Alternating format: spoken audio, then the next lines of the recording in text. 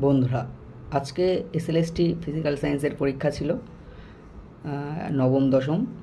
তা আমি একটা আনসার কি তৈরি করেছি তোমরা যারা পরীক্ষা দিয়েছিলে তাদের সুবিধার্থে।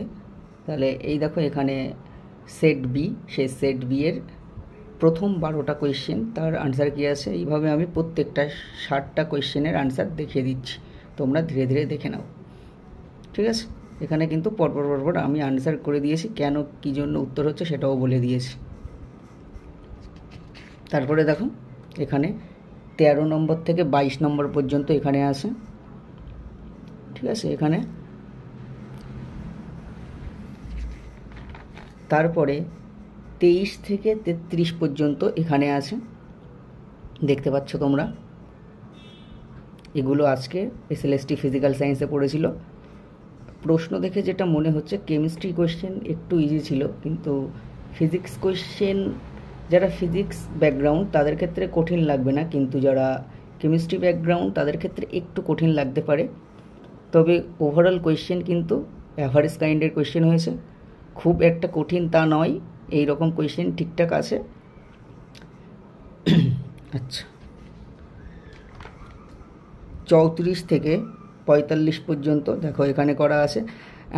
আমারও একটা দুটো কোয়েশ্চেন ফিজিক্সের, বেসিক্যালি ফিজিক্সের একটা দুটো কোয়েশ্চেন এর আনসার নিয়ে এখনও একটু ডাউট আছে, ঠিক আছে? একটা কি দুটো কোয়েশ্চেন আছে যেটা নিয়ে একটু ডাউট আছে, তাও আমি একটা আমার যেটা বেশি মনে হয়েছে সেইটা আনসার দিয়ে দিয়েছি, তোমরা দেখে নাও। কেউ যদি এক্সপার্ট থেকে থাকো ফিজিক্স ব্যাকগ্রাউন্ড থেকে, সে জানাতে পারো যে এটা না হয়ে অন্যটা হবে, ঠিক আছে? কিন্তু কেমিস্ট্রিতে যে কটা দিয়েছি সবগুলোই কারেক্ট আছে, কনফিডেন্টলি দিয়েছি আর কি। আচ্ছা, তারপরে দেখো 47 থেকে 60 একদম লাস্ট, এইখানে কিন্তু 47 থেকে 60 পর্যন্ত প্রত্যেকটা কোয়েশ্চেনের আনসার আছে। তাহলে এই হচ্ছে টোটাল 60টা কোয়েশ্চেনের আনসার। কি কোয়েশ্চেন যেটা বললাম ঠিকঠাকই ছিল, ঠিক আছে? আজকে এই পর্যন্ত, পরবর্তী লেকচারে দেখা হচ্ছে। তোমরা যারা পরীক্ষার্থী ছিলে তাদেরকে অল দ্য বেস্ট।